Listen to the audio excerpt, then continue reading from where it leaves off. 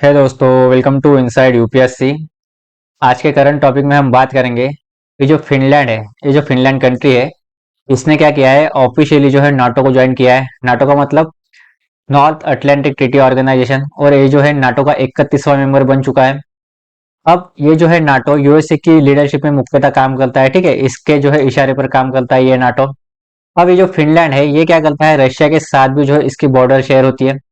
अब जैसे ही फिनलैंड ने जो है नाटो ज्वाइन किया तो रशिया ने जो है स्ट्रांगली अपोज किया और कहा कि फिनलैंड ने ऐसा कर कर जो है रशिया के देश की सुरक्षा के साथ जो है खिलवाड़ किया है, और इसका अंजाम जो है फिनलैंड को आगे आने वाले समय में भुगतना पड़ेगा, ठीक है।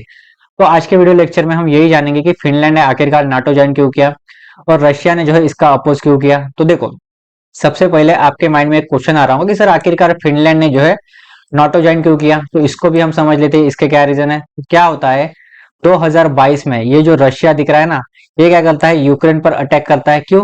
क्योंकि 2022 में यूक्रेन भी जो है ना नाटो ज्वाइन करना चाहता है। जैसे आज के समय में ये फिनलैंड ने नाटो ज्वाइन किया और 31वां मेंबर बन चुका है। 2022 में जो है यूक्रेन भी नाटो ज्वाइन करना चाहता था, परंतु ये ज्वाइन नहीं कर सका क्योंकि रशिया ने जो है नाटो का पार्ट बनने से पहले ही जो ना यूक्रेन पर अटैक किया। अब क्यों रशिया जो है बोल रहा था बार बार यूक्रेन को कि आपको जो है नाटो ज्वाइन नहीं करना है?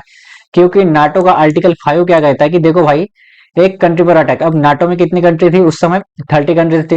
अगर मान लो कोई गैर नाटो कंट्री जिसके पास नाटो का मेंबर नहीं है, वो कंट्री अगर इन 30 कंट्रीज में एक पर अटैक करती है, तो माना जाएगा कि 30 कंट्रीज पर अटैक हुआ है, और ये 30 कंट्रीज मिलकर क्या करेंगे, उस कंट्री पर अटैक करेंगे मिलकर।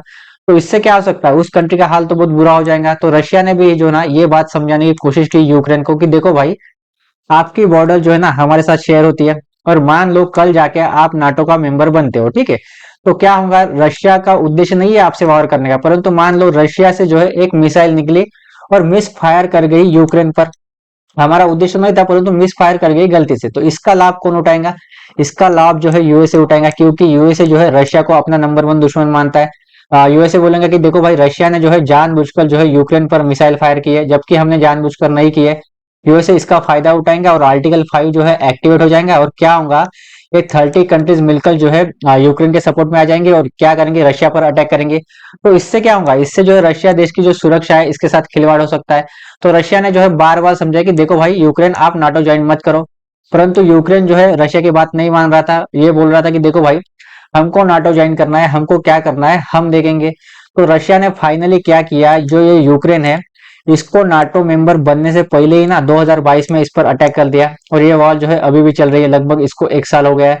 अब इससे क्या हो गया था, बाकी जो देश थे जो रशिया के साथ बॉर्डर जो है शेयर करते थे, जैसे कि फिनलैंड जो है रशिया के साथ बॉर्डर शेयर करता है, अब ये डर गए कि देखो भाई, यूक्रेन पर जैसे रशिया ने अटैक किया ना, वैसे ही अटैक जो है फिनलैंड पर भी हो सकता है।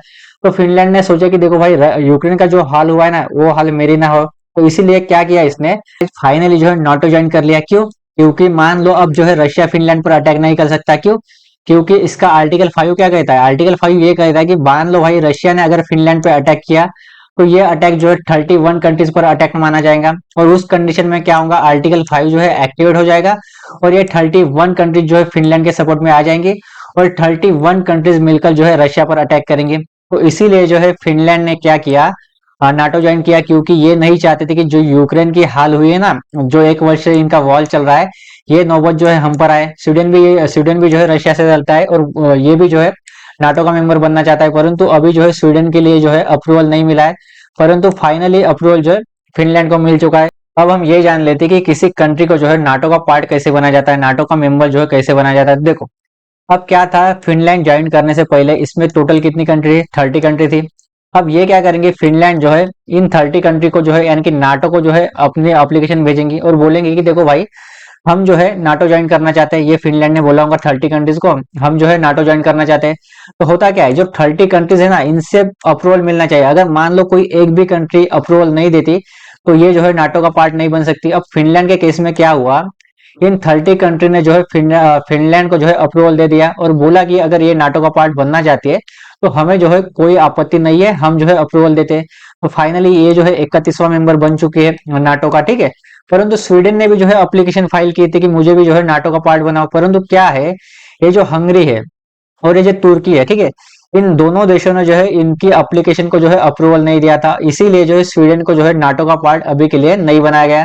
मान लो अगर कल को जाकर हंगरी और तुर्की जो है इनको अप्रूवल दे देती है, तो स्वीडन भी जो है इसका 32वां मेंबर आपको नाटो का दिख सकता है बनते हुए। ठीक है, तो ये भी आपको समझ में आ चुका होगा। देन ये जो नाटो है इसको क्यों सेटअप किया गया था, इसको जो है वर्ल्ड वॉर टू के बाद जो है express purpose of containing the Soviet union, मतलब ये जो सोवियत यूनियन है, मतलब आज का जो रशिया है ना, इसको काउंटर करने के लिए बनाया गया था। जब ये बनाया गया था इसमें क्या था, 12 फाउंडिंग कंट्रीज थी, मतलब 12 ही देश थे, परंतु 1952, 1995, 1982, 1990 में जो है ये संख्या बढ़कर जो है अभी कितनी हो चुकी है, 31 हो चुकी है। अब देखो फिनलैंड ने भी जो है 2023 में इसको ज्वाइन कर लिया और फाइनली अभी इसमें कितने मेंबर है, 31 मेंबर है। अब इसको जो है फॉर्मेशन कब किया गया था, कब बनाया गया था, तो 4 अप्रैल 1949 को जो है बनाया गया था। ये क्या है, एक मिलिट्री अलायंस है आर्टिकल 5 के तहत। देन इसका हेडक्वार्टर कहाँ पर है, ब्रुसेल्स बेल्जियम में जो है इसका हेडक्वार्टर आपको देखने को मिल जाएगा। देन अब हम ये भी समझ लेते हैं कि जो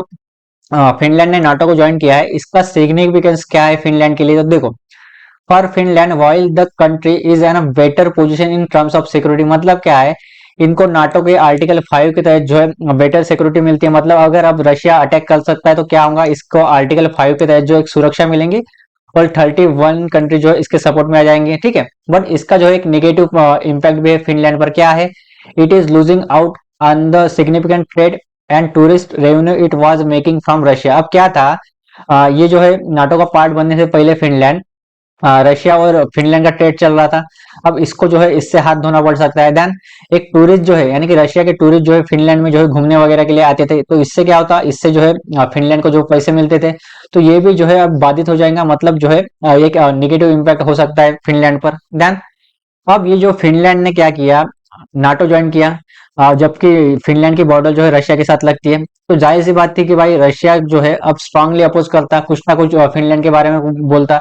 तो क्या किया रशिया ने, क्या कहा है देखो, Russia said that Finland had made a dangerous historical mistake that would spoil the relation with Moscow. मतलब क्या है, अब जो है फिनलैंड और रशिया की जो है रिलेशन जो है बहुत खराब होंगे, ये जो है रशिया ने कहा है। Then it is now think of the past, Finland has become one of the small member of the NATO which does not decide anything while losing its special status in international affairs. मतलब क्या है, NATO में बहुत सारे जो है बड़े बड़े देश है, जैसे कि यूएसए हो गया, यूनाइटेड किंगडम हो गया, जर्मनी हो गया, ये क्या करेंगे, अब फिनलैंड की जो है विदेश policy, foreign policy, trade policy, ये सब कंट्रोल कौन करेंगे, ये जो है नाटो कंट्रीज करेंगे। फिनलैंड को बताएंगे कि क्या करना है क्या नहीं करना। इसका मतलब क्या है, इन्होंने जो है इंटरनेशनल अफेयर्स में जो इनके पास स्वतंत्रता थी, इनके पास जो डिसीजन लेने की क्षमता थी, ये अब गवा बैठेंगे, क्योंकि नाटो कंट्री जो है इनको कंट्रोल करेंगे। Then we are sure that the history will जज दैट हिज हिस्ट्री स्टेप। मतलब इन्होंने, रशिया ने कहा है कि देखो भाई, ये जो है फिनलैंड को बहुत जल्दी समझ में आ जाएगा और इतिहास जो है इनको बता देगा कि आपने जो स्टेप लिया ना फिनलैंड ज्वाइन कर ये बहुत गलत स्टेप है। अब देखो भाई, रशिया के पास कुछ ऑप्शन थे नहीं, क्योंकि फिनलैंड ने जो है ऑफिशियली जो है रशिया को यानी कि नाटो को ज्वाइन कर लिया।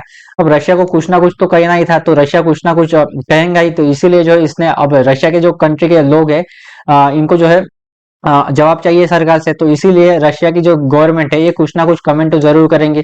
इसलिए ये बोल रहे कि देखो भाई, फिनलैंड को आगे आने वाले समय में जो है इसका अंजाम भुगतना पड़ेगा। परंतु मेरे ख्याल से जो है रशिया जो है फिनलैंड को कुछ नहीं करेगा, क्योंकि अब जो है ये बिकम पार्ट ऑफ नाटो है। क्योंकि अगर रशिया अगर गलती से भी जो है इस पर अटैक करेंगे तो क्या होगा, ये जो 31 कंट्रीज मिलकर क्या कर सकती है, रशिया पर अटैक कर सकती है। ठीक है, परंतु रशिया को कुछ ना कुछ कहना है तो कुछ ना कुछ कहेंगे ही। देन इनके जो है रशिया के जो डिफेंस मिनिस्टर है, इन्होंने क्या कहा है देखो भाई, Russia said it would now strength its military capacity in its west and north west. मतलब क्या है, रशिया ने बोला कि देखो भाई, अब जो ये फिनलैंड ने नाटो ज्वाइन किया है, तो ये जो हमारी बॉर्डर शेयर होती है, तो हम क्या करेंगे, यहाँ पर जो है मिलिट्री डिप्लॉय करेंगे बहुत ज्यादा संख्या में, क्योंकि हमारे देश की सुरक्षा के साथ खिलवाड़ हो सकता है, फिनलैंड कर सकता है। देन ये जो रशिया यूक्रेन है, ये जो वॉर चल रही है ना, अब फिनलैंड का अंजाम किसको भुगतना पड़ेगा, यूक्रेन को भुगतना पड़ेगा। हम क्या करेंगे, बहुत ज्यादा अटैक करेंगे यूक्रेन पर और दिखा देंगे कि देखो भाई, ये स्टेप कर जो है आपने बहुत गलत किया।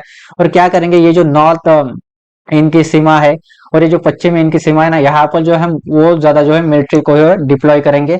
ये जो है रशिया का कहना है। ठीक है, तो आई होप दोस्तों आपको समझ में आ चुका होगा कि रशिया ने जो है फिनलैंड को जब नाटो ज्वाइन किया तो इसका अपोज क्यों किया। तो फाइनली आपको समझ में आ चुका होगा कि क्यों जो है फिनलैंड ने नाटो ज्वाइन किया, क्योंकि ये भी जो है नहीं चाहता था कि यूक्रेन की तरह मेरा भी हाल हो। ठीक है, तो मिलते हैं करंट टॉपिक के साथ अगले वीडियो में। Thanks for listening.